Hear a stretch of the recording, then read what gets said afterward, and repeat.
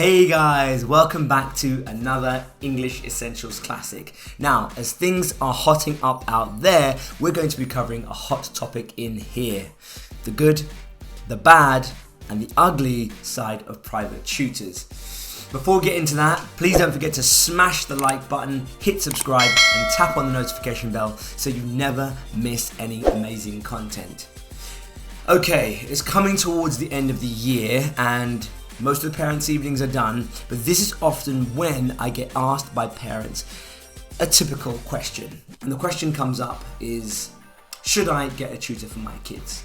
Well, hopefully I can offer you some advice on this. In today's video, I'm going to be breaking down for you the 4 myths about private tutors, but also the truths behind them as well. So whether you're a parent wondering whether the tutor is the right thing for you, or if you're a student in that classroom and feeling like, hey, I need a tutor, well, this is the episode for you. We're going to be spilling the tea on everything you need to know about tutors. So grab your own cup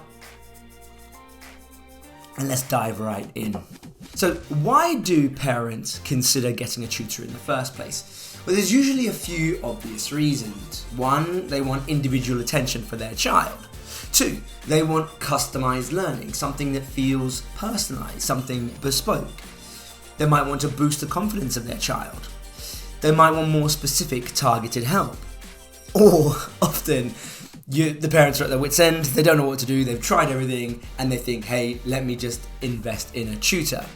But are these good enough reasons to invest in a tutor in the first place? We're going to be spending hundreds, if not thousands of pounds. Well, let's find out. Okay, here's the first myth. Tutors are going to make my kids' grades skyrocket. Now, this is a common misconception. Okay, your child's been struggling in, let's say, maths or English for several years now. It's crunch time, they're in year 10, they're in year 11, and maybe they've just got back those mock GCSE results, maybe they've just got a 4 or a 5. And what do? You panic. You get a tutor. Wait. Many parents believe that tutors are going to be the silver bullet. The reality is very different. Here's the truth. Tutors will only ever add 1 or 2 grades max. Think about it. Your child is spending perhaps 5 to 6 hours of English at school. They'll probably set additional homework by the school. That's maybe perhaps another hour.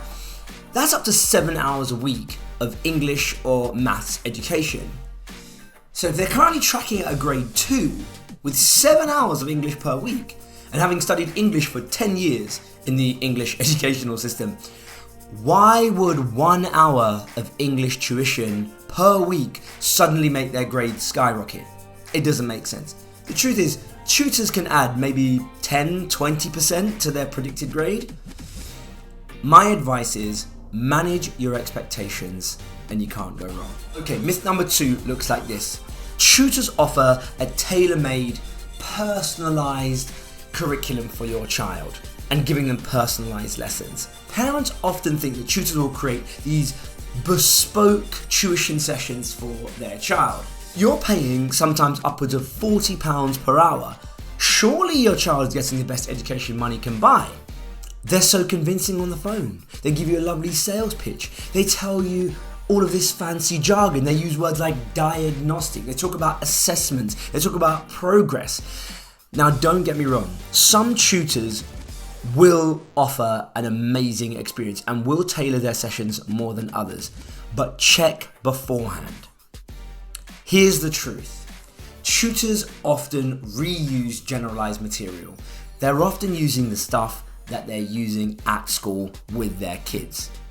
Firstly, if you've chosen a decent tutor, you're probably paying for someone who's currently teaching in a school, right?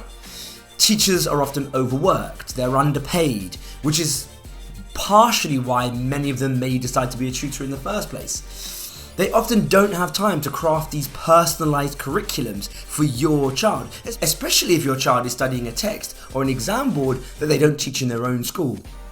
Again, a word of caution. My advice is manage your expectations and you'll be fine. Here's the third myth. More is better. Now, Okay, you've decided to take the plunge. Now, of course, we only want the best for our children, right? So you set the filter on a tutor website for £50 minimum. It says 5 years tutoring experience, pass or your money back, exam marker. Now, this may all be true, but none of this guarantees that they're going to be a better tutor for your child. Here's the truth. I want you to think about tutors more like used cars. Now, you might buy a 5k car that's done 50,000 miles on the clock and it purrs for 5 years. No drama. You could spend the same money on a different car and the head gasket goes in a week. Experience, guys, and price does not create great teaching or guarantee success. In truth, if you're paying 50 quid an hour, you should, in theory, get a better tutor. But they may be teaching poorly for the last 5 years. Or they might be teaching Romeo and Juliet. Or they might be teaching in an all-girls private school. Very different settings.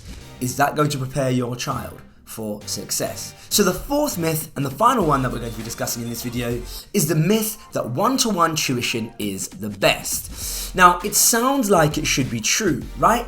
If your child is struggling in a classroom, why would you put them in another classroom and then pay for it? Here's the truth. One-to-one tuition can sometimes be worse.